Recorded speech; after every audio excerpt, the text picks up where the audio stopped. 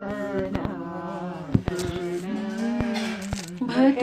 रघुनाथ श्री जीव गोपाल भट्ट दास रघुनाथ इवै जय गोसाई कौरी चरण वंदन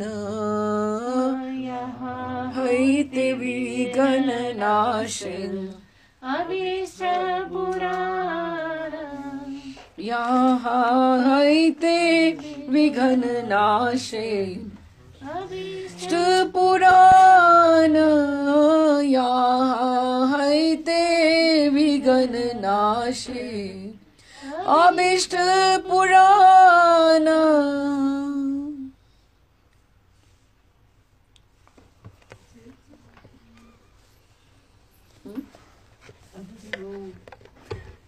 श्यामा सखी है। हाँ, अभी गौर पूर्णिमा तक तो रहेंगे। मना किया कि इनको चेंज कर दोगे तो फिर वापस अपनी हथों पे आ जाएंगे, इनको ऐसे ही रहने दो। नहीं, अभी इनको एक होली का पद एक और सुनना इनको। अच्छा जी, हम लोगों ने पिछली बार पढ़ा था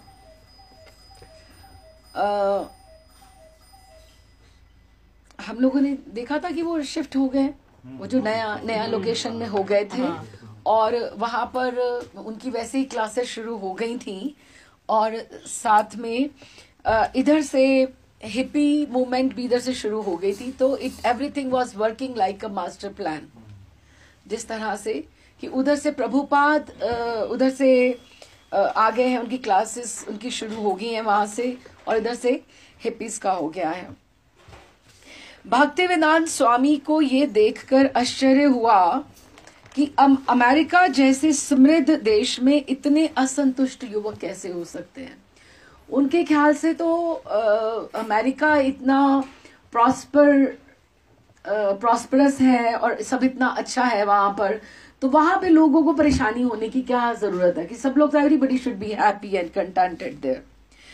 निस्संदेह इससे ये भी सिद्ध हो रहा था कि चाहे हमारे पास जितनी भी भौतिक संपन्नता हो जाए, मतलब मटेरियली हम लोग कितने भी सेटिस्फाइड हो जाएं, तो पैसा या वैसे कंटेंटमेंट जो है, इंसान की जो संतुष्टि है, वो भीतर से आती है, अंदर से आती है, भौतिक नहीं उसको आ सकती। पंखा चलाना, देयर इज नो नीड। बाद में बंद कर देना, भी रहने दो। जो अमेरिकी जीवन का मानदंड है कि अमेरिका में तो भौतिक संपन्नता सबसे ऊंची है, सबसे बड़ी है, लोगों को सुखी नहीं बना सकती। स्वामी जी ने अपने चारों ओर जो विषाद देखा, विषाद मीन्स दुख, उसका राजनीतिक, पॉलिटिकल, सामाजिक, सोशल, आर्थिक, फाइनेंशियल और सांस्कृतिक मीन्स कल्चरल, कि इसमें से कोई भी कारण नहीं था। उनको समझ नहीं आ रहा कि ये असंतुष्ट क्यों है। मतलब ना तो पॉलिटिकल प्रॉब्लम है, ना उन लोगों को कि ऐसे सोशली कोई प्रॉब्लम है, और even then they are unhappy, मतलब like they were out of their house, उनको कुछ नहीं चाहिए, तो खुश नहीं है लोग। और ना उनको फाइनेंशियली कोई प्रॉब्लम है, ना सांस्कृतिक है। अभी आपने देखा यहाँ पे प्रभुपाद को प्रभुपाद नहीं अभी तक कह रहे, स्वामी जी कह रहे हैं। ना ही झुग्गी झोंपड़ी की अवस्थाएं हैं कि स्लम्स भी नहीं है कि लोग ऐसे स्लम्स में रह रहे हों। युवा आक्रोश ही सर्वोपरि वास्तविकताएं थी कि कुछ एग्रेशन था उनमें जो, और यंगस्टर्स में था ये कि दे वर अनहैप्पी। ये सार्वभौम विषाद के लक्षण मात्र थे, जिसकी एकमात्र औषधि कृष्ण भक्ति थी।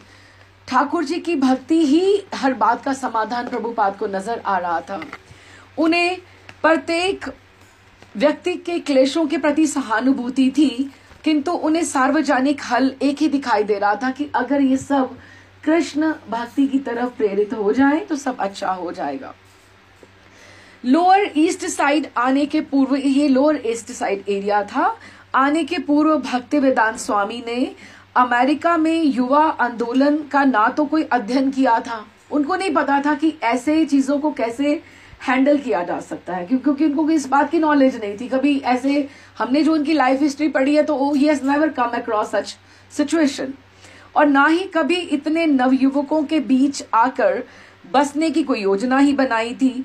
किंतु कलकत्ता से चलने के बाद इन 10 महीनों में वे एक स्थान से दूसरे स्थान की परिस्थितियों से अथवा उनके अनुसार कृष्ण की इच्छा से, कि ठाकुर जी उनको हर जगह पे ऐसे घुमा रहे थे, अत्यधिक शुभ होते रहे थे कि देख देख के कि मुझे इतना success. He was not disappointed, लेकिन he had hopes, he was very optimist, लेकिन कितना खुश नहीं थे कि I could not produce any results. अभी तक 10 महीने उनको हो गए थे। वे अपने गुरु के आदेश से अमेरिका आए थे और कृष्ण की इच्छा से लोअर ईस्ट साइड तक आ पहुंचे थे। यहाँ पर भी उनका उद्देश्य वही था जो बावरी में या अपटाउन या भारत में था। तो इस तरह से वो अभी चल रहे थे। उनका जो भी था, लोअर ईस्ट साइड में स्वामी जी के आगमन के पूर्व अमेरिकन समाज में असंतोष और बगावत की लहरें उठ रही थी कि ये जो हिपीज थे, दे वर revolting against the systems and all. They never wanted to stay with their parents, they didn't want to stay at their homes, they just wanted to revolt everything. और अमेरिकन गवर्नमेंट भी इनसे परेशान थी कि इसका क्या किया जाए। ये वे तरुण थे जो अपनी नीरस भौतिक आधार भूमि से, मीन्स उनको they were not getting any satisfaction, और नीरस बोला है कि उनकी जो अपनी लाइफ थी उनको उसमें कोई खुशी नहीं मिल रही थी, नीरस थी। भौतिक आधार भूमि जो उनकी फाइनेंशियली स्ट्रांग होते हुए भी उनको लग नहीं रहा था कि हम क्या कर रहे हैं यहाँ पे। उनको ये लग रहा था हम क्यों हैं यहाँ पर, हमारी लाइफ का पर्पस क्या है, हमें यहाँ ऐसे नहीं रहना। सो दे वर जस्ट सिंपली रिवोल्टिंग। तो बिछुड़कर न्यूयॉर्क के लोअर ईस्ट साइड में ऐसे लोग एक झुंड के झुंड बन रहे थे, एकत्रित हो रहे थे, और संयोग कह लो या भाग्यवश, उनका भाग्य ऐसे लिखा हुआ था कि स्वामी के कीर्तन तथा आध्यात्मिक मार्गदर्शन में आकर सम्मिलित हो रहे थे। कि वो एक सब चीजें ऐसे काम कर रही हैं जैसे चेस होती है, मोहरे चल रहे होते हैं। इधर से प्रभुपाद का आना और ये सब सामान लेकर आना, और धीरे धीरे धीरे धीरे वो तब वहां आए जब ये सारी की सारी बातें, वो लोग भी इधर आ रहे थे और ये लोग भी इधर आए। भक्तिवेदांत स्वामी का आगमन अनदेखा रह आया था कि किसी ने नोटिस नहीं किया था कि इतने बड़े अमेरिका में प्रभुपाद भी आए हैं। पड़ोसी यही कहते कि किसी नए आदमी ने उपहार दुकान ले रखी है। यद्यपि अब खिड़की के पास विचित्र दृश्य था, किंतु कोई उसके मर्म को नहीं समझ पा रहा था। वे नहीं जानते थे कि भगवत गीता किसे कहते हैं, और जिन थोड़े से लोगों ने सोचा भी वे यही सोचते कि ये कोई योग पुस्तकों का भंडार या कुछ होगा, कि ठीक है, हो सकता है कि गिफ्ट्स रखे होंगे, कुछ इंडिया से गिफ्ट्स आए होंगे, या कुछ योगा की बुक्स आई होंगी, क्योंकि इंडिया का नाम योगीज के साथ या योगा, प्राणायाम, मेडिटेशन, इसके साथ ऐसे ही जोड़ा जाता रहा है। पड़ोस के पोर्टिको वासी हार्वे कोहेन द्वारा किया गया भगवान चैतन्य तथा उनके नाचते गाते पार्षदों का चित्र खिड़की से देखते और बिना कुछ कहे चले जाते। प्रभुपाद के कहने पर हार्वे काहेन ने एक वो चित्र तैयार किया था भगवान चैतन्य का, जैसे प्रभुपाद ने उसको समझाया था। तो चैतन्य का इस तरह से, और वो नृत्य संकीर्तन कर रहे हैं, वो देखते यूं आकर और आगे निकल जाते। बिकॉज प्रभुपाद की जो गिफ्ट शॉप थी, it was on the ground floor, so it was catching attraction of the pedestrians. जो पैदल चलता जा रहा था, उन लोगों को कहीं थोड़ा सा ध्यान जाता तो देख लेते थे। पड़ोस में रहने वाला मोबिल गैस स्टेशन का मैनेजर भी उसी तरह का निकला। सड़क के उस पार के समाधि पत्थर विक्रेता तथा ठेकेदार भी कोई परवाह न करते। पास से गुजरने वाले असंख्यों कारों तथा ट्रकों के चालकों के लिए स्वामी जी का अस्तित्व तो था ही नहीं, कि वो तो आते और सड़कों पे चले जाते। किंतु आसपास कुछ नवयुवक रहते थे जिन्हें इस चित्र से कुतूहल उत्पन्न हुआ, और वो खिड़की के पास आकर पढ़ते कि कागज पर क्या लिखा है। उनमें से कुछ हिंदुइज्म की भगवत गीता के विषय में जानते थे, किंतु भगवान चैतन्य तथा नर्तकों के चित्र की कोई संगति नहीं बैठती थी कि अगर भगवत गीता है तो नाचता हुआ इंसान ये कौन है। हाँ, कुछ एक ने विचार किया कि क्यों ना स्वामी भक्ति वेदांत की कक्षाओं में चलकर इस दृश्य के विषय में पूछा जाए। जुलाई मास में एक दिन प्रातःकाल हॉवर्ड हीलर, अभी ये भी हो सकता है कि प्रभुपाद का ये पहला शिष्य हो, हम लोग सब गैस ही कर रहे हैं कि कौन प्रभुपाद का पहले शिष्य होता है। हॉवर्ड हीलर अपनी मार्च स्ट्रीट के कमरे से अत्यंत हड़बड़ी में 5th स्ट्रीट स्थित अपने मित्र के मकान की ओर जा रहा था। मतलब इट्स ऑल प्लानिंग, वो अपने फ्रेंड के यहाँ जा रहा है बस, ठीक है। तो उसे जहां उसे थोड़ा था कि मैं he was upset a bit, उसको लगता था मुझे थोड़ी शांति मिलेगी अपने फ्रेंड के यहाँ जाके, तो वह मार्च स्ट्रीट से पैदल चलकर ह्यूस्टन आया।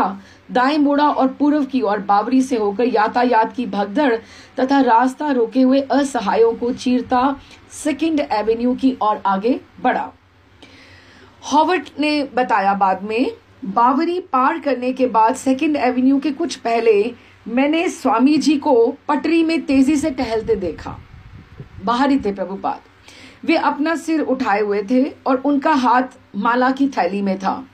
वे मुझे किसी अत्यंत परिचित सिनेमा के सुप्रसिद्ध अभिनेता जैसे लगे। उनको लगा कि जैसे कोई एक्टर होता है, जैसे कोई, ये ऐसा वेश तो नॉर्मल लोग कहाँ ऐसा बन के रहते हैं, सिर शेवन हेड है और इस तरह से जैसे छोटे से हैं और घूम रहे हैं। उनको लगा जैसे कोई हीरो है, एक्टर है कोई। अच्छा, फिर उनके वे मुझे चिर युवा लगे, कि ऐसे लग रहे थे कि उनमें इतनी एनर्जी थी कि ही वॉज एवरग्रीन यंग, ऐसे उनका एनर्जेटिक लग रहे थे। वे सन्यासी का केसरिया जामा पहना हुआ था और नुकीले पुराने ढंग के सफेद जूते पहने हुए थे।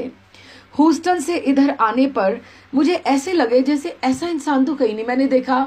जैसे अलादीन का चिराग होता है, कि जैसे जिन नहीं होता कि ऐसे, क्योंकि शेवन हेड तो अलादीन के चिराग का ही ऐसे होता है और थोड़ी सी शिखा भी रहती है, तो ऐसे निकल के आया कि प्रभुपाद को कितने लोग अलग अलग ढंग से देख रहे हैं, कि कैसे कैसे अपने आप से समझ रहे हैं कि कैसे हैं।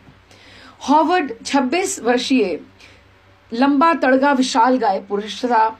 उसके सामने प्रभुपाद बहुत छोटे लगते थे। उसके बाल लंबे और काले थे, दाढ़ी घनी थी और आंखों में काले फ्रेम वाला चश्मा लगा हुआ था। वे ओहायो स्टेट यूनिवर्सिटी में अंग्रेजी का लेक्चरर था और अभी हाल में ही भारत की यात्रा से लौटा था, जहां वह एक सच्चे गुरु की खोज में गया हुआ था। मतलब अभी ये एक लिंक तो बना कि उसको खोज है, भीतर से है, और वो ढूंढने के लिए भारत तक होके आया है कि मुझे कहीं ना कहीं गुरु मिल जाएंगे। अब यहाँ पे चांसेस ज्यादा हैं। हाँ, अभी किसी को गैस हो तो बता देना, पहले से ही है। भक्तिवेदांत स्वामी ने हॉवर्ड को देखा और दोनों एक साथ रुक गए, कि दोनों जैसे इंटरेक्शन थोड़ी सी हुई। हॉवर्ड के मन में पहला प्रश्न उठा, जिसे उसने पूछा, क्या भारत से आए हैं? क्योंकि पहरावा उनका कहता था ऐसा ही। भक्तिवेदांत स्वामी हंस दिए, हाँ भारत से। और तुम? हॉवर्ड ने, मैंने उनसे कहा कि नहीं, किंतु मैं अभी अभी भारत से लौटा हूं और मैं आपके देश में तथा भारतीय फिलॉसफी में विशेष रुचि रखता हूं। उन्होंने मुझे बताया कि वे कलकत्ता से आए हैं और न्यूयॉर्क में लगभग पिछले 10 मास से हैं। उनकी आंखें बच्चों जैसी ताजी तथा विनीत थीं, like he was very humble and innocent.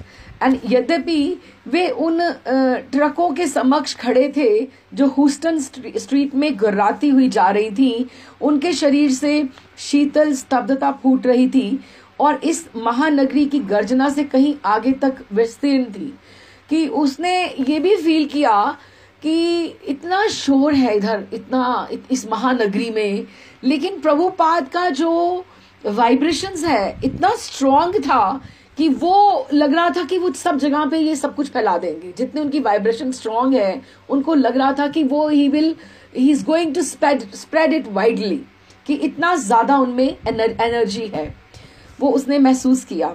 Howard उस दिन अपने मित्र के पास नहीं रुका। वह मार्च स्ट्रीट स्थित अपने मकान में लौट गया, जहां उसके कमरे के साथी कीथ तथा वली थे। अब ये भी हो सकते हैं, कीथ तथा वली। हाँ, उसने उन्हें तथा उन सबों को जिन्हें वह जानता था, सबको उस गुरु के विषय में बताया, जो उनके बीच अकस्मात प्रकट हो गए कि हमने तो सोचा नहीं, हम तो भारत जाते हैं खोज करने के लिए, ये तो वहां से भारत से ही यहाँ पर आ गए हैं।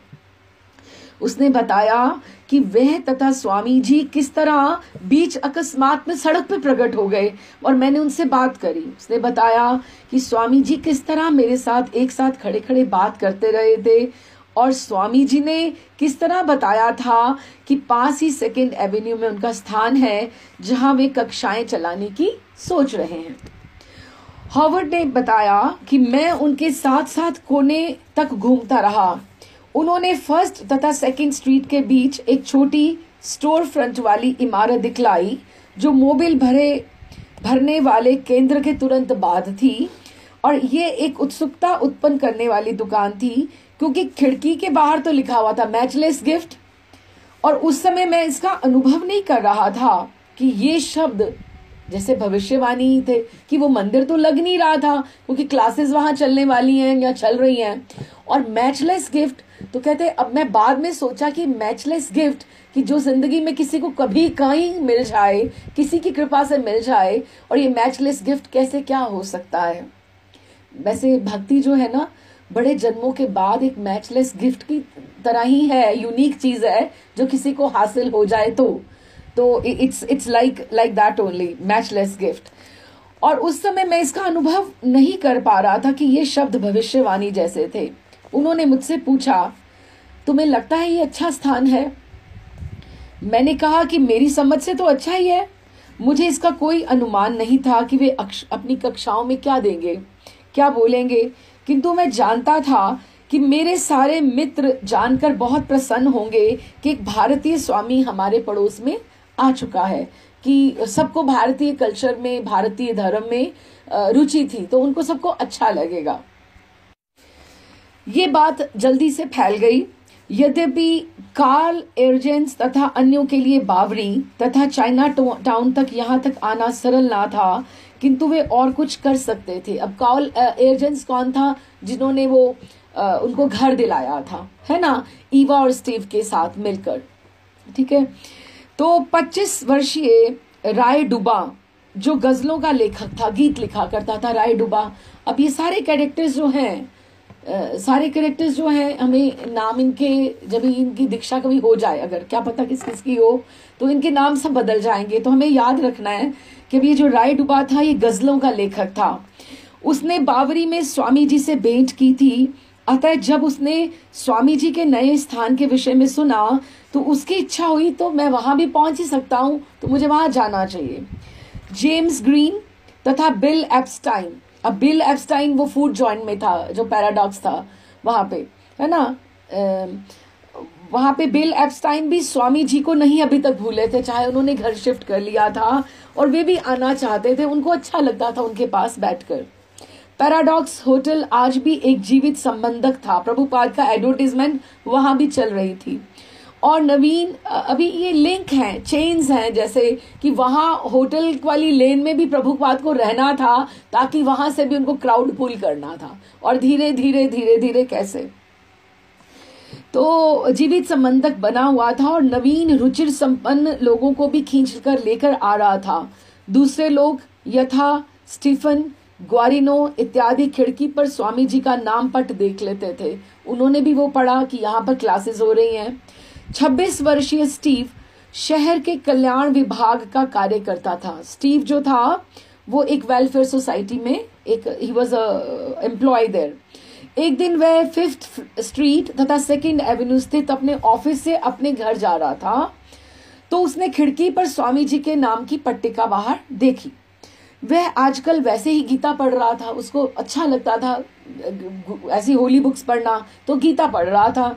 तो उसने निश्चय किया कि ये स्वामी जी की कक्षाओं में मैं आऊं तो मुझे गीता के बारे में बहुत ज्ञान हो जाएगा, तो I must come and attend. उस दिन हॉवर्ड ने भी खिड़की पर लगी छोटी सी नाम पट्टिका जब उस दिन आया था तो देख ली थी। जब वह स्टोर फ्रंट के सामने स्वामी जी के साथ खड़ा था, उस पर लिखा हुआ था भगवत गीता के ऊपर लेक्चर्स, व्याख्यान AC भक्ति वेदांत स्वामी, सोमवार, बुधवार तथा शुक्रवार 7 से 9 बजे सायंकाल कि ये 2 घंटा क्लास हुआ करेगी ऑल्टरनेटिव डेज पे। तो प्रभुपाद ने हॉवर्ड से पूछा था अपने मित्रों को भी लेकर आओगे ना हॉवर्ड? तो हॉवर्ड ने वादा किया था, हाँ मैं आपको पक्का सोमवार की संध्या को मिलूंगा, उनको भी साथ में लेकर आऊंगा। गर्मी की शाम गर्म थी, अतः स्टोर फ्रंट की पिछली खिड़की तथा अगला दरवाजा खोल दिए गए थे। पहली क्लास प्रभुपाद की वहां होने लगी है, ये लिख गया है, सब प्लानिंग हो गई है। तो अब आज पहली क्लास है, वहां नई सिचुएशन, नई वहां पे जगह पे अनेक नवयुवक, जिनमें से कई, अब उन लोगों के पास पहनने के लिए कोई ऐसा तो है नहीं, कोई तिलक लगा के आएगा और धोती कुर्ता पहन के आएगा। अब यहाँ भी वैसे टाइम पे सबको आना दिक्कत हो जाती है और सब आते भी नहीं, आज तो बहुत लोग कम है ना, जिम्मेदारियां भी बड़ी हैं सबकी अलग अलग से। लेकिन अब यहाँ पे लोग, अब फॉरेन कंट्री में भी प्रभुपाद को कौन सुनने आ रहा है। देखो क्या क्या है, डेनिम की काला डेनिम की जीन्स पहनी हुई है, हाँ, तथा चौड़ी धूमिल धारी वाली खेल की कमीजें पहनी हुई हैं, ढंग मतलब बेढंगा कपड़े पहने हुए हैं, संकीर्तन के हिसाब से या वैसा कुछ नहीं है। और अगले दरवाजे से घुसकर फर्श पर वो बैठे थे। इनमें से अधिकांश लोअर ईस्ट साइड से थे। किसी को भी यहाँ तक आने में किसी विशेष कठिनाई का सामना नहीं करना पड़ा था, क्योंकि इजी था मिलना जगह। छोटा कमरा खाली था, उसमें ना तो कोई चित्र था, ना सामान था, ना कालीन था, यहाँ तक कि कुर्सी भी नहीं थी, कुछ भी नहीं था। हमारी तो यहाँ फिर भी बहुत सारी बिछावट हो जाती है, वहां कुछ भी नहीं था। इस तरह से केवल कुछ चटाइयां थी। कमरे के बीचों बीच एक बिजली का बल्ब लटक रहा था।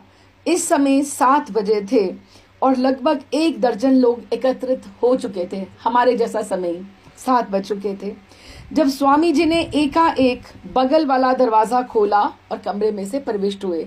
उन्होंने दरवाजा बाहर का खोल दिया था, जो आए बैठता जाए। प्रभुपाद 7 बजे आ गए। आकर उन्होंने कोई बात नहीं करी किसी से।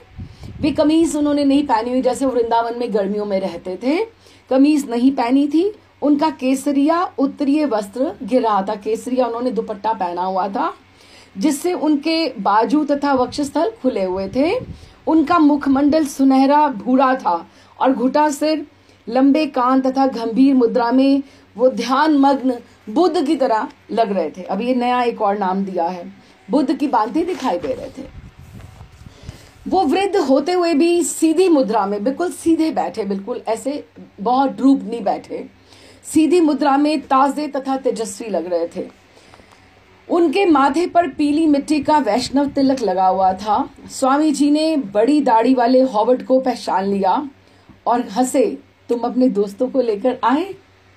हॉवर्ड ने अपनी ऊंची गूंजने वाली वाणी में कहा, हाँ, बहुत अच्छा। प्रभुपाद प्रसन्न हुए।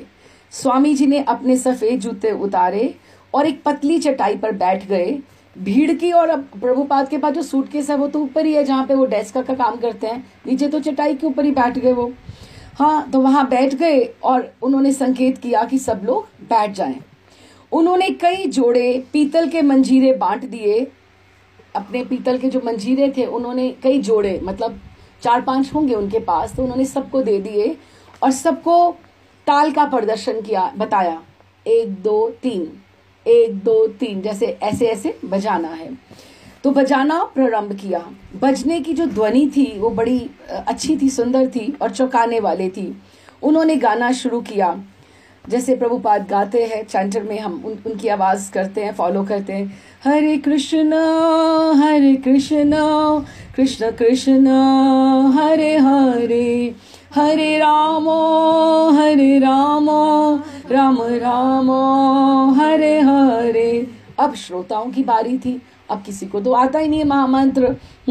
उन्होंने उनसे कीर्तन करने के लिए थोड़ा इंगित किया कि अब आपकी बारी है। कुछ को तो पहले से आता था, पता था, क्यों? क्योंकि पिछली वो क्लासेस अटेंड कर चुके थे। कुछ को धीरे धीरे आ गया, क्योंकि महामंत्र इतना कठिन नहीं है। और कुछ पारियों के बाद 2 बार 3 बार 4 बार ऐसे हुआ तो सब एक साथ कीर्तन करने लगे। इनमें से अधिकांश पुरुष तथा उपस्थित कुछ तरुणियां भी थी, लेडीज भी थी उनके साथ। वे कभी ना कभी विस्तृत चेतना के नवीन संसार की खोज में आध्यात्मिक यात्रा कर चुके थे। अभी क्या था कि वो दवाइयों की, वो ड्रग्स के ऊपर उन्होंने स्पिरिचुअल जर्नी वो कर चुके थे। तो उनको था कि ये भी कोई ऐसी चीज है, ये गाने से हम लोग कहीं कहीं ऊपर पहुंच जाएंगे। तो दे वर रेडी कि वो गाई जाएंगे और ऐसे सिरहिलाई जाएंगे तो वो they will start experiencing something higher. वो उनको ऐसे वो यात्रा ऐसी कर चुके थे इस तरह से, तो वो घबराए नहीं हुए थे कि क्या होने वाला है। ठीक है, तो निडर होकर तथा अंधाधुंध एलसीडी पियोट तथा मैजिक मशरूम के भंवरमय वर्जित सागर में वो पहले प्रविष्ट हो चुके थे। तो चेतावनियों की परवाह ना करते हुए जीवन को संकट में डालकर उन्होंने ये पहले ऐसा भी काम किया था, तो ये करने में क्या था, उनको कुछ प्रॉब्लम ही नहीं थी, किससे क्या हो जाएगा, ये तो गाना ही है ना बस। फिर भी उनके उत्साह की दाद दी जानी चाहिए कि उनको ये था कि हम नई नई चीज ट्राई करें, उन्हें उत्सुकता थी।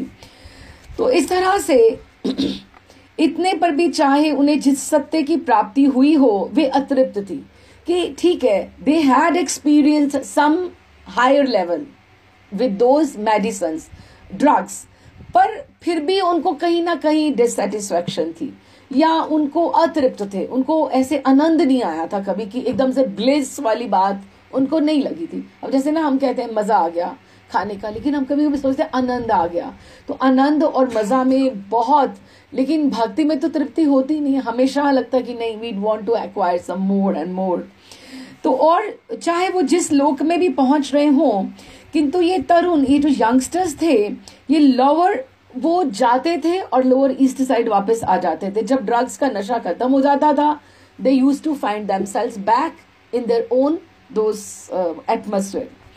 अब वे अपने हिसाब से, देखो शब्द क्या यूज किया उन्होंने, कृष्ण मंत्र की बानगी ले रहे थे। बानगी मीन्स डोसेज, जैसे वो ड्रग्स की डोज लेते थे, आज वो हरे कृष्ण की बानगी ले रहे थे। जैसे हुक्का का एक वो नहीं लगाते, कश लगाते हैं, तो अब ये इस तरह से बानगी, हरे कृष्ण महामंत्र की बानगी ले रहे थे।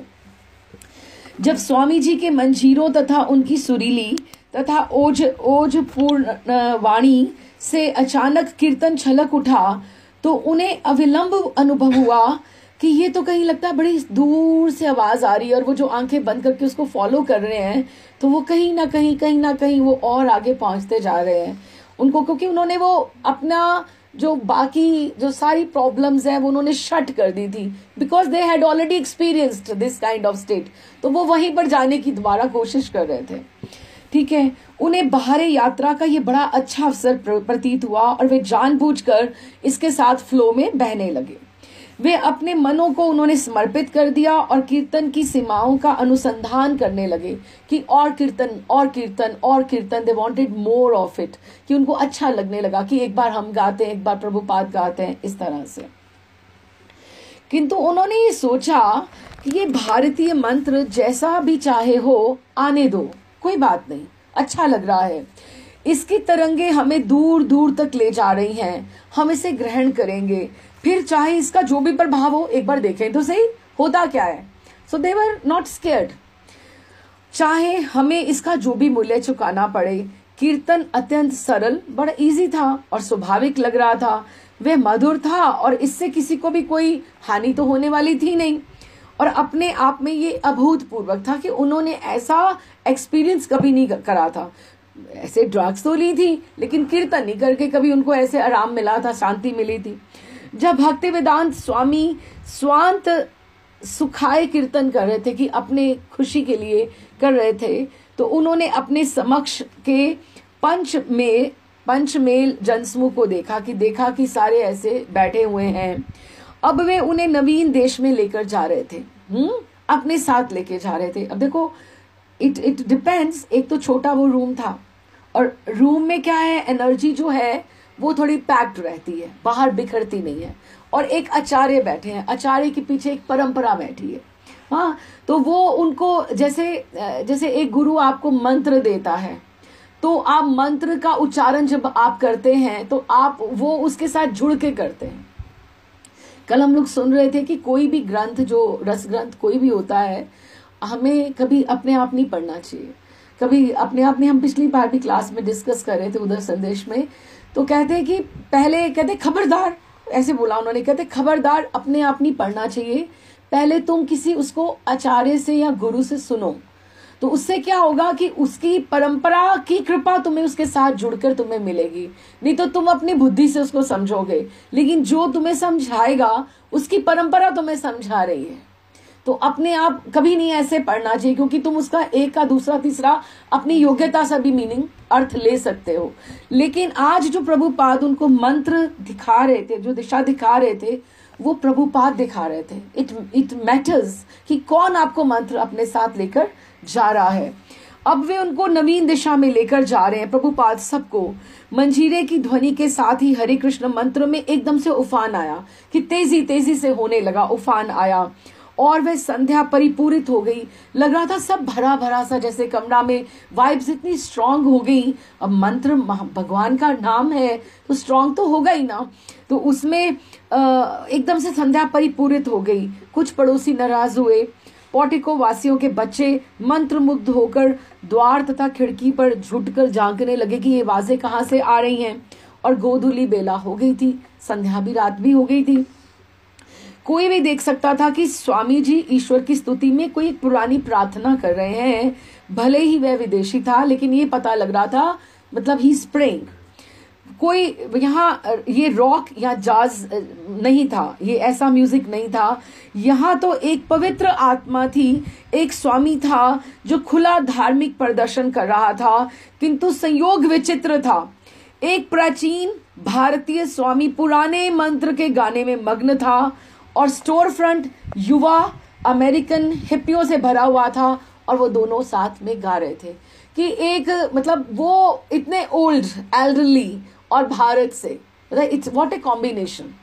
और ये इधर से वो यंगस्टर्स सारे यंग ब्लड, और ये सारे के सारे जो थे हिप्पीज कि वो पवित्र आत्मा, और they are not even clean, और they are lay people, they don't know anything about religion and all. अच्छा जी, तो भक्ति वेदांत स्वामी गाए जा रहे थे। उनका घुटा सिर सीधा किंतु कुछ झुका था, और उनका शरीर उमंग से कुछ कुछ कांप रहा था। ऐसे प्रभुपाद जैसे जब संकीर्तन कर रहे थे तो कुछ कुछ कांप रहे थे रोमांच से। वे बड़े विश्वास के साथ भक्ति में तल्लीन होकर मंत्र जप कर रहे थे और लोग उच्चारण कर रहे थे। अगली खिड़की तथा खुले दरवाजे की ओर अधिकाधिक गुजरने वाले लोग आकृष्ट हो रहे थे। कुछ ने तो ताने कसे, किंतु कीर्तन जोरों पर था, वो चल ही रहा था। कीर्तन की ध्वनि के समक्ष मोटर कारों के अभी हॉर्न नहीं सुनाई दे रहे थे।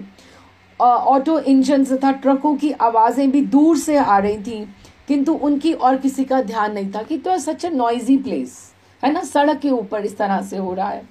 खाली कमरे में मध्यम बिजली के प्रकाश के नीचे एकत्र जन समुदाय अपने नेता के साथ कीर्तन कर रहा था, और जो धीरे धीरे मंद हिचकिचाहट भरे सामुदायिक स्वर से सामंजस्यपूर्ण सुस्वर में परिणत होता जा रहा है कि हर बारी में they are trying to improve themselves, they are singing better better better. Slowly उनका उच्चारण अच्छा हो रहा था। वे ताली बजा बजा कर कीर्तन कर रहे थे। जिनके पास वो मंजीरे नहीं थे, अब उन्होंने ताली साथ में बजानी शुरू कर दी थी, और इसके रहस्यों के जानने के उद्देश्य से उसमें सभी कुछ मिलाते जा रहे थे। स्वामी जी कोई 5 मिनट वाला नमूने का प्रदर्शन नहीं कर रहे थे। इस क्षण तो वे उनके नेता और अज्ञात लोग के मार्गदर्शक बने हुए थे कि उन्हें कहीं दूर लेके जा रहे हैं। हॉवर्ड तथा कीथ ने जो दोनों भारत होकर आए थे इकट्ठे, कीथ और हॉवर्ड, उन्होंने कलकत्ता में थोड़ी देर कीर्तन किया था, लेकिन वो बेगाने ही रह गए थे। अभी ये भी बहुत फर्क होता है। अब जैसे देखो, हम कीर्तन में जाएं, वहां हम अपना आप कितना समर्पण करते हैं और हम कितने बेगाने होके रह जाते हैं। ये दोनों तरह की बातें होती हैं। अब हम यहाँ आए, हम बैठे, how much we involve ourselves कि हम बेगाने होकर कुछ ग्रैस्प करके जाएंगे, एब्जॉर्ब करके जाएंगे, या हम कुछ बेगाने होकर ही निकल जाएंगे। सोली डिपेंड्स ऑन अवर चेतना कि हम लोग कितने कॉन्शियसली उस चीज को एब्जॉर्ब करना चाहते हैं। बहुत बार मंदिर में भी होता है, और जितनी हमारी योग्यता होती है, हमारा जितना पात्र होता है, उतना हम किसी चीज का रस ले पाते हैं। कीर्तन तो है, सबके लिए होता है, लेकिन हर कोई उतना ही नहीं एंजॉय कर पाता जितना, मतलब it depends on individual to individual, ठीक है ना। तो लेकिन कलकत्ता में उन्हें ऐसा रस नहीं आया था हॉवर्ड और कीथ को। अब यहाँ पर वो इन्वॉल्व हो रहे थे, बेगाने नहीं रहे थे। इसके पूर्व कभी भी लोअर ईस्ट साइड के मध्य ऐसा कीर्तन हुआ ही नहीं था जिसमें उनका मार्गदर्शन एक सच्चा स्वामी कर रहा हो। प्रभुपाद की सिंसेरिटी, ऑनेस्टी, उनकी एफर्ट, वो सारा का सारा बीच में लगा हुआ है। और फिर पीछे परंपरा, उनके मनों में ईश्वर का साक्षात दर्शन करने और हिंदू उपदेशों की कल्पनाएं तथा चित्र थे, एवं ये कल्पना कि ईश्वर निर्गुण प्रकाश है जैसी आध्यात्मिक कामनाएं थीं कि उनको कुछ, they wanted to experience something but it was all वेग।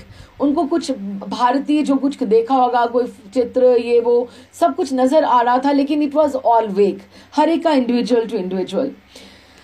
स्वामी जी को बावरी में ऐसे ही जनसमूह से वास्ता पड़ा था और वे समझ रहे थे कि ये जनसमूह इस मंत्र को उतना सम्मान नहीं दे पा रहा है और ना ही इसको उतना ज्ञानपूर्वक ग्रहण कर रहा है जितना महामंत्र की होना चाहिए। पर he did not have a choice. उनको जो मिला उसी को उन्होंने पॉलिश करना था, किंतु वे उन्हें अपने ढंग से कीर्तन करने देना चाहते थे कि कम से कम वो आए तो सही, जुड़े तो सही। नाम भी तो अपना प्रभाव करता है, नाम को प्रभाव करने दो ना, ठाकुर को अपने आप देखने दो ना। किसी ने एक कदम तो उठाया उनकी तरफ, कुछ भगवान भी तो देखे ये मेरा नाम गाने की कोशिश कर रहा है, तो वो अपने आप भगवान भी तो सुध लेंगे ना उनकी। समय बीतने पर हरे कृष्ण मंत्र के कीर्तन तथा श्रवण से उनमें बोध एवं आनंद धीरे धीरे आ जाएगा। तो प्रभुपाद उनको बहुत करेक्ट करने की कोशिश नहीं कर रहे थे, या उनको he was allowing them to flow, बिल्कुल ऐसे। उन्होंने फिर कीर्तन बंद कर दिया। कीर्तन जब ही बंद हुआ, सो कीर्तन was the first thing which was attracting the crowd. कीर्तन से संसार वो पीछे छूट गया। वो वाला संसार में वो जहां यात्रा कर रहे थे, वो एकदम से वो वापस वहां पे लोअर ईस्ट साइड पे उस कमरे में आ गए। किंतु लोअर ईस्ट साइड पुनः उधर ही दौड़ पड़ा। दरवाजे पर खड़े बालक की आवाजें आने लगी और हंसने लगे। कारों तथा ट्रकों का शोर फिर से सुनाई पड़ने लगा और पास के घर से आवाज आई कि आप लोग बहुत शोर कर रहे हैं। 7:30 बज चुके थे। ये आधा घंटा संकीर्तन हुआ, जिसकी उन्होंने पूरी की पूरी, एक बार होगा तो हर क्लास में होगा, लेकिन उन्होंने पहली बार उसका रिएक्शन बताया कि किस तरह से सबको फीलिंग हो रहा था। 7:30 बज चुके थे, आधा घंटा बीत चुका था। अशांत युवकों के लिए स्वामी जी का भाषण, अभी लेक्चर, अब प्रभुपाद उनको क्या समझाएंगे, कहाँ से शुरू करेंगे? उनको कोई ऐसा बैकग्राउंड तो नहीं है ना उनका। अशांत, हम लोगों को हिंदूज को बहुत सारी सुविधाएं हैं। कभी हम राधानाथ स्वामी, वैसे मेरा मन है, अब देखो भी कैसे सिचुएशन रहेगी। हाँ, इसके बाद हम नरोत्तम प्रार्थना ठाकुर की पढ़े, अगर पढ़े तो मन है, अब पता नहीं, कृपाली ने सुननी थी मेरे से। अच्छा, अभी कभी हम राधानाथ स्वामी का पढ़े, कभी हम षड गोस्वामी पाद का पढ़े, सारे बहुत इंटरेस्टिंग है, एक से बढ़कर एक ग्रंथ है। हमारे पास मंदिर भी बहुत है, ग्रंथ भी बहुत है, लेकिन समय नहीं है, सबसे बड़ी बात है। और यही चीज है जो हमें अलग किए हुए हमारी एक्चुअल प्रोग्रेस से। तो लेकिन ये बात है कि प्रभुपाद को बहुत सारी बातें कि हमें हिंदुओं को कम से कम ये तो फायदा है हमारे कि धर्म होता क्या है, एक मॉरल वैल्यूज। खैर बाहर वाले लोगों में भी मॉरल वैल्यूज तो रहती है, हर एक में रहती है, क्रिश्चियंस में भी हैं, हर एक अपने रिलीजन में रहती है, मुस्लिम्स में भी है अपने, ऐसी कोई बात नहीं कि हमारे में ही है। लेकिन एक हमें धर्म का जो रास्ता जो हमें इजीली जो मिल जाता है, राधानाथ स्वामी कितना ढूंढ के कितना बेचारे धक्के खा के कहाँ तक आकर उनको जगह प्रभुपाद जाकर मिले। मतलब उन्होंने बहुत स्ट्रगल किया और वो चीजें हमें सुलभ हैं, जो हमें ऐसे ही मिल जाती हैं, लेकिन हम उसकी वैल्यू नहीं करते। हम उनको, क्योंकि जो कठिनाई से जो चीजें मिले उसका हमें वैल्यू पता लगती कि क्या होगा। अभी ये अशांत युवक हैं, अब प्रभुपाद इनको क्या बताएंगे? रस की चर्चा, ये थोड़ा प्रभुपाद को पता नहीं है, लेकिन प्रभुपाद को यहाँ पे रस की चर्चा कौन समझेगा? स्वामी जी का भाषण अत्यंत बिगिनर्स वाला था, प्रारंभिक था, किंतु अत्याधिक फिलोसॉफिकल वो बात करते, लॉजिस्टिक से बात करते ताकि उनको समझ आए कि वो जो क्राउड को देखकर बात करते, कुछ की तो समझ में आता ही ना। अतः वो स्वामी जी के थोड़े से शब्दों के बाद एकदम से उठकर खड़े हो जाते और चले जाते, और वहां पर ऐसी रोक टोक भी नहीं है। अभी शांति से वो ऐसे भी नहीं कि वो उनको पता है 9 बजे तक समय, तो कम से कम एटिकेट से बैठ ही जाएं, लेकिन वो बैठते भी ना, वो चले जाते, सामने के दरवाजे पर रखे जूते पहनते और गली में लौट जाते। अन्य लोग गायन बंद का होते ही उठ के चले जाते कि उनको सिर्फ संकीर्तन में ही रुचि थी। फिर भी उनका सर्वश्रेष्ठ जनसमूह था। फिर भी प्रभुपाद को ये लगता कि this is the best crowd I have seen today, क्योंकि वो इससे पहले उनको इतने लोग कभी नहीं, लिसनर्स कभी नहीं मिले थे प्रभुपाद को। तो फिर उनको लगता कि this is the best crowd. बावरी का भी थोड़ा जनसमूह उपस्थित रहता, मार्च स्ट्रीट के लड़के भी होते, तो वे तो विशेष रूप से गुरु की तलाश में ही रहते कि ये प्रभुपाद हमारे गुरु हो सकते हैं कि नहीं हो सकते हैं। इस जनसमूह के कई लोग भागवत गीता उन्होंने पहले ही पढ़ा होता, अतः वे सुनकर ये कहने में गर्व का अनुभव ना करते कि उनकी समझ में नहीं आया। कि कई लोग तो ऐसे भी कहते हैं हमारी समझ में नहीं आया, लेकिन कुछ लोगों को समझ में आता, क्योंकि भगवत गीता की बहुत लोग पढ़े भी होते हैं इस तरह के बाहर के लोग। शोरगुल वाली गर्म जुलाई की एक अन्य शाम को, ये किसी और दिन, उनके दरवाजे के बाहर का दृश्य, बच्चों की गर्मी की छुट्टी है और वो अंधेरा होने तक गली में रुके रहते हैं। पास ही एक बड़े से कुत्ते की भौंकने की आवाज आ रही है। यातायात से लगातार शोर उठता है और खिड़की के बाहर छोटी छोटी लड़कियां चीखती हैं, जिससे प्रभुपाद को लेक्चर देना कठिन हो जाता है, क्योंकि ये एक प्रॉपर मंदिर नहीं है, सड़क के ऊपर है, और वो दरवाजा बंद नहीं करना चाहते, क्योंकि उनको है कि कोई शायद आता जाता कोई और एक जना और मेरे को सुनने के लिए आ जाएगा। तो बाहर से आवाज भी आती है, बाहर से, और कुत्ते की भौंकने की भी आवाज आती है, बच्चों की गर्मी की छुट्टियां हैं उनकी भी आवाजें, चीखने चिल्लाने और खेलने की आवाजें आती हैं। अब कोई शिष्य तो है नहीं उठ के जो बोलेगा जी आप बस करो, कि आप मत शोर करो, बच्चों को पीछे रखो, या कुछ ऐसा कुछ भी नहीं है। So it is very difficult for him to give a lecture कि आप क्या, कहां से क्या शुरू करोगे। तो यदि दरवाजा बंद कर दिया जाए तो वे बोल उठते हैं सब लोग, प्रभुपाद, कि ये बंद क्यों है, लोग भीतर आ सकते हैं, अभी जगह है, कि कुछ लोग अगर बाहर गए हैं तो वो जगह भरनी चाहिए, कोई आ भी तो सकता है। वे अविराम संस्कृत से उदाहरण देते हुए आगे बढ़ते जाते हैं, एफर्ट लगाते जाते हैं। प्रभुपाद श्रोताओं को बांधने की कोशिश करते हैं और अपने अति आवश्यक संदेश को, जो उन्होंने बड़ी दिनों से सोच कर रखा हुआ है कि मुझे यहाँ पे आकर ये बताना है, और वो आगे बढ़ाते जाते हैं। जबकि कर्कश उनकी आवाज को बाहर का कुत्ता जो है, बाहर वो भौंकने से जैसे लगता है जैसे he is trying to compete with him.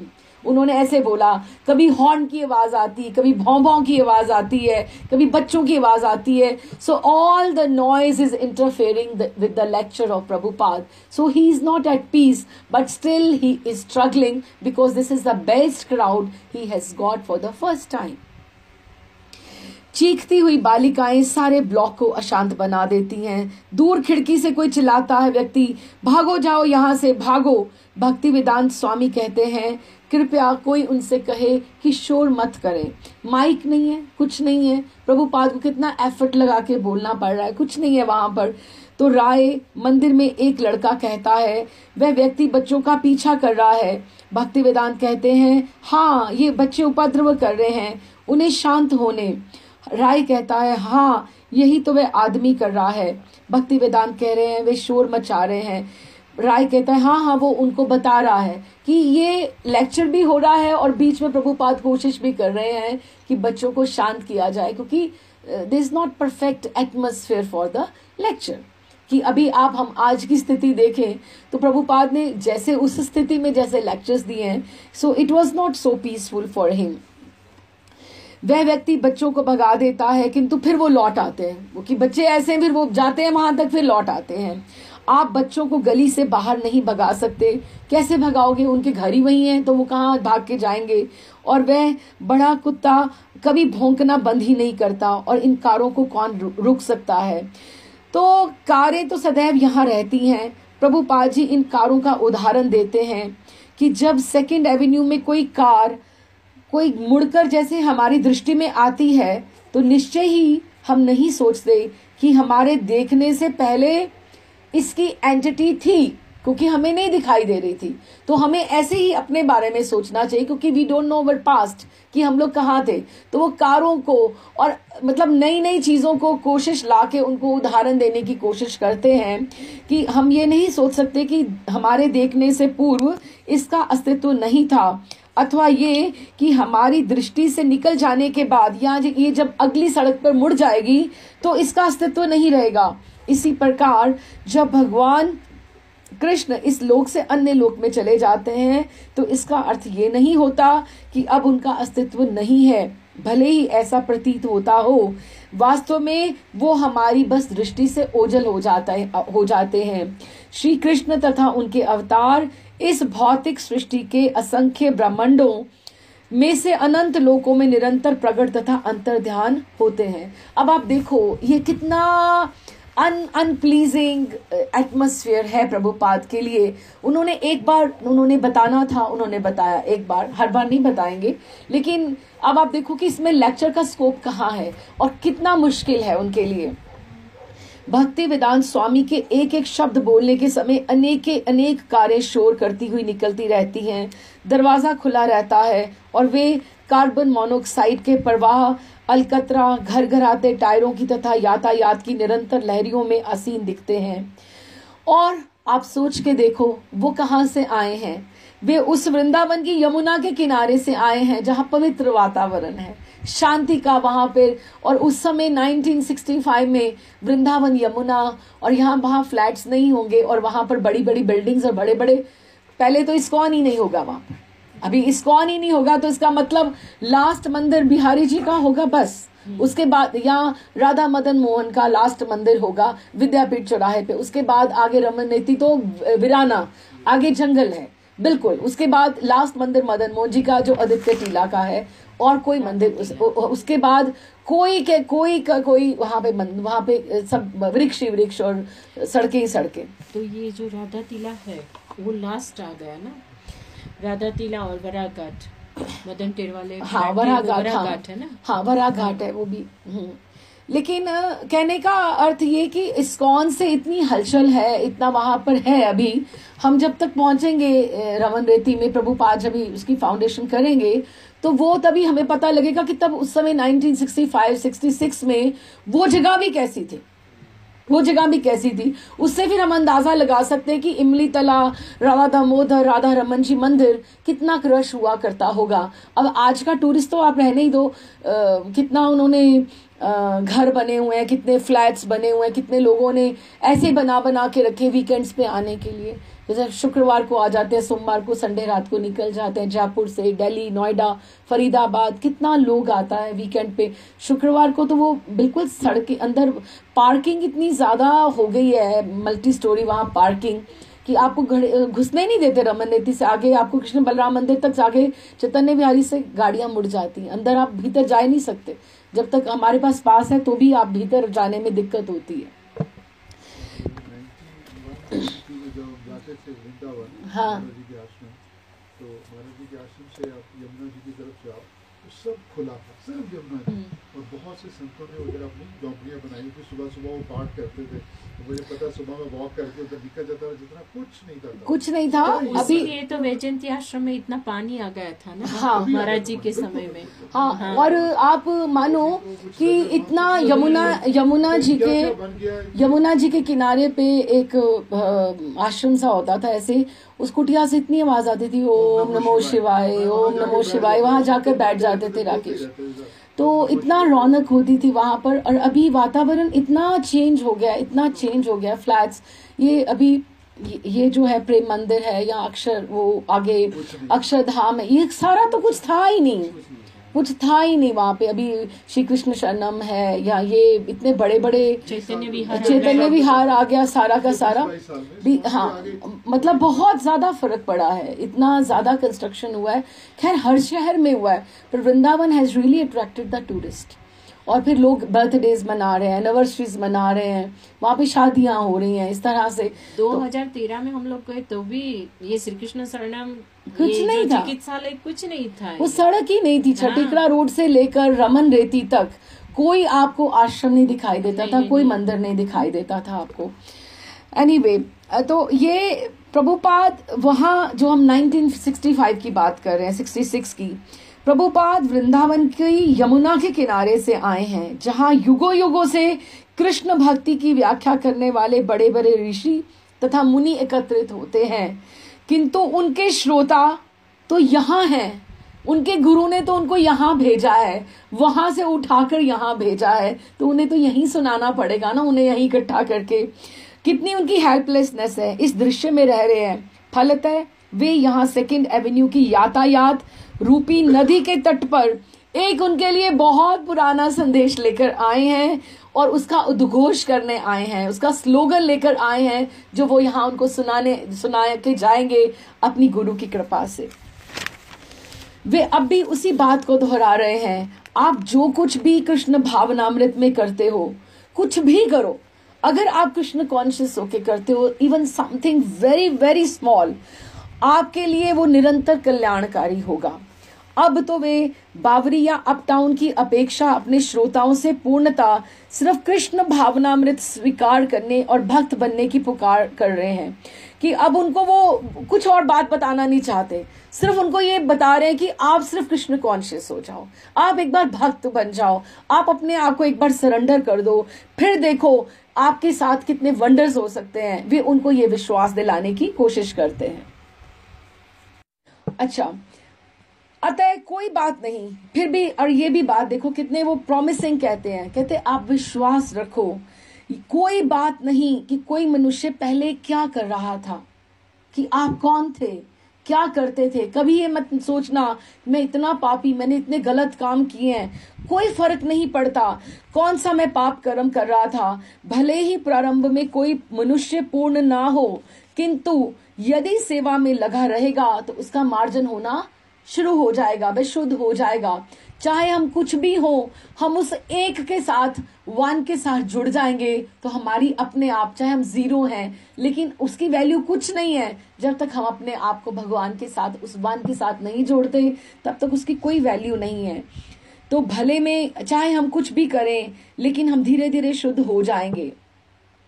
तो एकाएक क्या होता है, बावरी का एक उपेक्षित व्यक्ति लेक्चर के बीच में आता है, सीटी बजाता है और शराबी की भांति चिल्लाता हुआ प्रवेश करता है।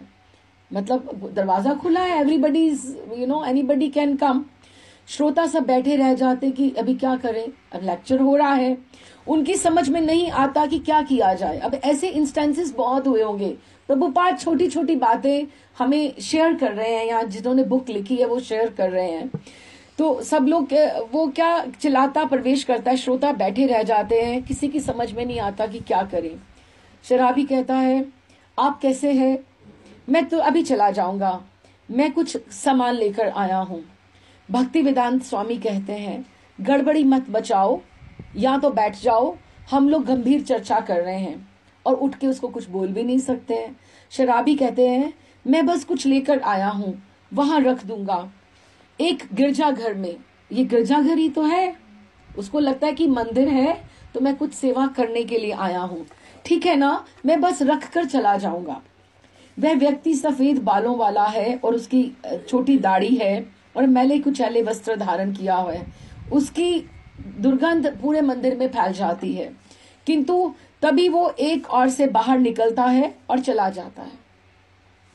भक्ति वेदांत तुरंत अपना व्याख्यान चालू कर देते हैं, किंतु 5 मिनट के बाद वह उपेक्षित व्यक्ति पुनः ये घोषणा करते हुए प्रवेश करता है, आप कैसे हैं?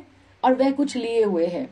वह भीड़ के बीच से अपना रास्ता बनाता हुआ मंदिर के पिछले भाग तक वापस जाता है, जहाँ प्रभुपाद बैठे हुए हैं। जैसे ये दरवाजा है और प्रभुपाद इधर बैठे हैं, और इधर पीछे वॉशरूम है, और इधर से इनकी रसोई और ऊपर कमरा है। ठीक है। तो वो वहां तक आता है और वहां शौचालय का जो दरवाजा है बाथरूम का, वो वॉशरूम का खोलता है और सिंक की ओर मुड़ता है और उसके ऊपर वो टॉयलेट रोल वहां पे वो रख देता है।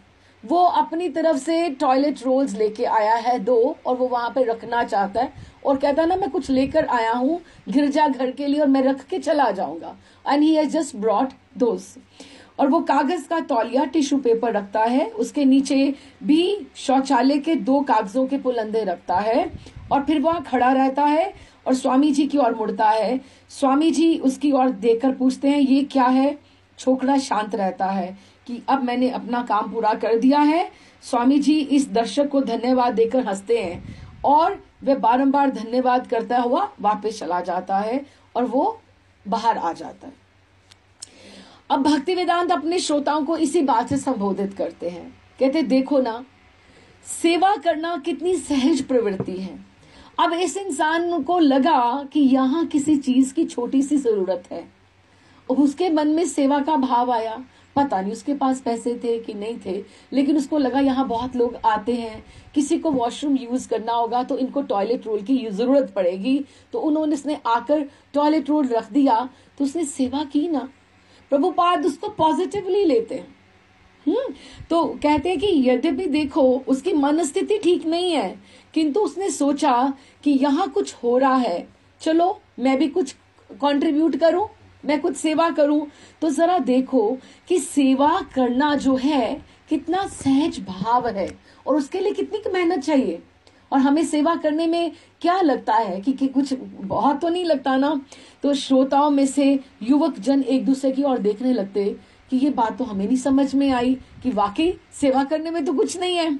सचमुच ये कितनी दिव्य बात है। और ये प्रभुपाद ने उसको एक एंगल दे दिया, बात को दृष्टिकोण दे दिया कि ये तो बहुत बड़ी बात है।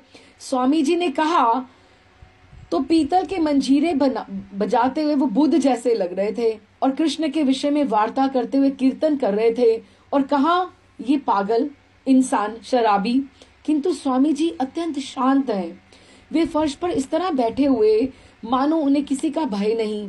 वे आत्मा विषय दर्शन की बात कर रहे थे और हम तथा वे पुराना शराबी संत बने हुए थे कि हम लोगों को प्रभुपाद ऐसे डील कर रहे हैं जैसे हम बड़े सीरियस लिसनर्स हैं और बड़े हम सीरियस हम लोग फॉलोअर्स हैं और प्रभुपाद एक बुद्ध की तरह हमें आकर प्रवचन कर रहे हैं। लगभग 1 घंटे के बाद, अभी 1.5 घंटे का था टाइम, अब एक क्लास तो उन्होंने हमें बतानी है कि कैसे हो रही है। 1 घंटे के बाद वह कुत्ता अभी भी भौंक रहा है और बच्चे अभी भी शोर मचा रहे हैं। स्वामी जी ने कुछ प्रश्नों के उत्तर देकर पुनः कीर्तन करने लगते हैं और लोअर ईस्ट साइड एक बार फिर शांत हो जाता है। कीर्तन शुरू होता है, मंजीरे बजते हैं, स्वामी जी की सुमधुर वाणी निकलती है और श्रोतागण उसको दोहराते हैं। आधा घंटे तक चलने के बाद कीर्तन रुक जाता है। तो आधा घंटा पहले संकीर्तन हुआ, 1 घंटा लेक्चर हुआ और आधा घंटा बाद में संकीर्तन हुआ।